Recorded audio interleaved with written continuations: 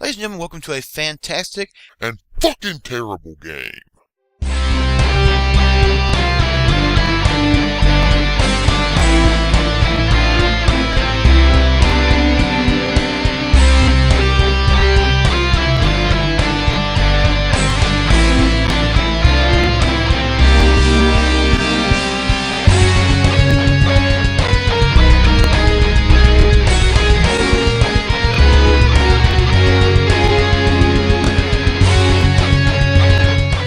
Today we're talking about Assassin's Creed 3.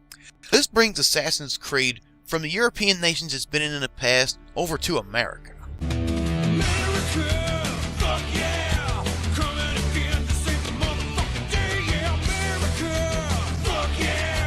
The story takes place, for the most part, during the War for Independence.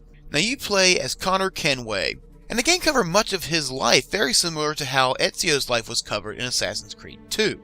However, to be blunt, Connor is not Ezio. I personally hated Connor because he doesn't have that much of a personality to him, and that could be more to do with the writing than the character itself.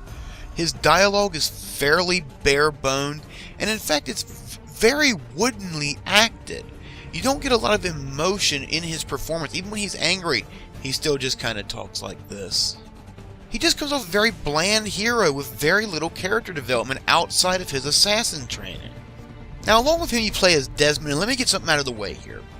I fucking hated Desmond Miles up to this game. It just seemed like he was pulling me out of a good game to play his little shitty mini-game so I could go back to playing as the assassin. However, in this game, you finally see the culmination of what every little tidbit up to now has led to. In fact, this is the first game where I actually wanted to play the Desmond parts of the game to see what was going to happen. Because at this point they have made it Desmond's story, and this is where it's going to finally come to fruition. At this point, all those little story bits have a purpose, and you're going to get to find out what happened. And you know what happened? They fucked it up. More in spoiler time.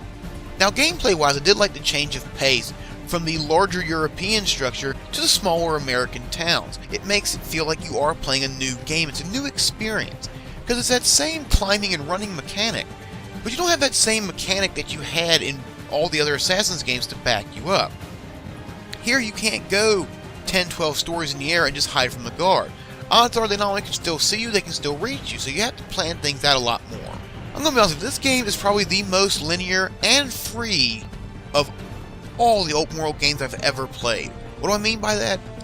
During a mission, if you do anything the game doesn't want you to do, this could be something as simple as running from Kerr for 3 seconds. It'll say desynced and you start over. That can be really fucking frustrating. That's the linear part I'm talking about. But then when it sets you free, literally, you have more side quests, more activities, more collectibles than you've ever had before. The free sections are incredibly fun. The graphics pushes the limit of the older consoles. However, it may push it a little bit too far. This game was incredibly buggy and glitchy, not only graphically, but gameplay-wise at release. You can definitely tell this did not have a lot of QA testing, or at least not enough.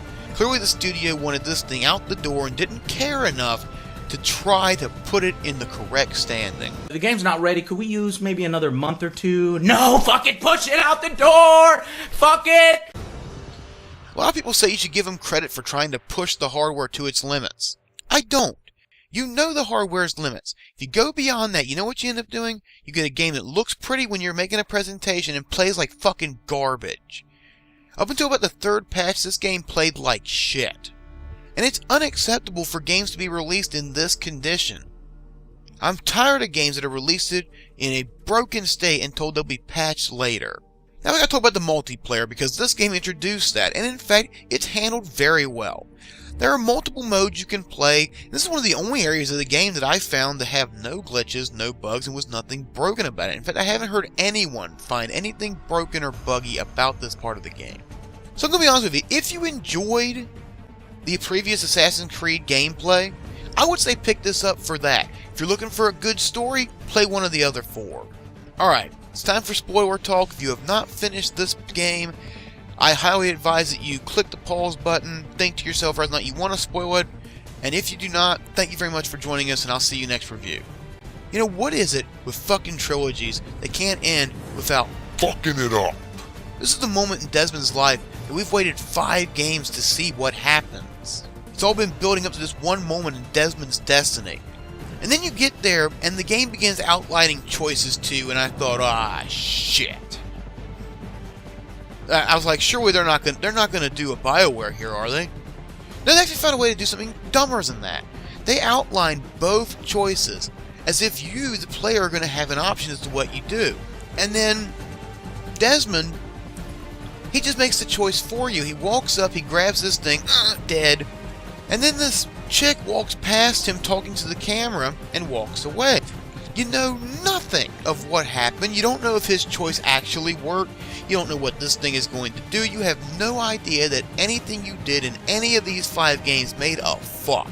That particular cutscene literally took the Assassin's Creed fanbase and bitch slapped them fucking hard.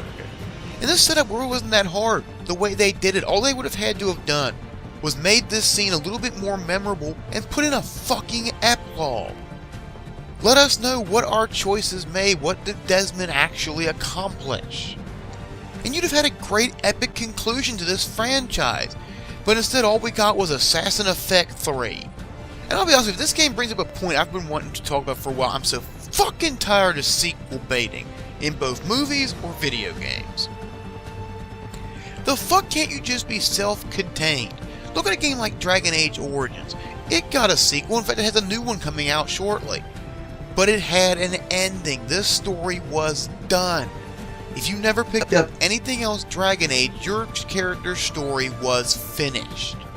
More games need to go back to that model and then make a sequel if you want to and just say the epilogue no longer counts. I'm fine with that. But I'm tired of finishing a game and having no fucking idea what happened or what I accomplished. And this game is one of the worst offenders out there. So if you're looking to play this game for the story, skip this fucking game and go play any of the other 5 Assassin's Creed games. They're all better story-wise. And if you're looking for just fun gameplay, some multiplayer, particularly now that most of the bugs and glitches are gone, I'd say go with Assassin's Creed 3. Until next time, my name is Vega Goose saying that's my opinion. What's yours? I'll see you next time.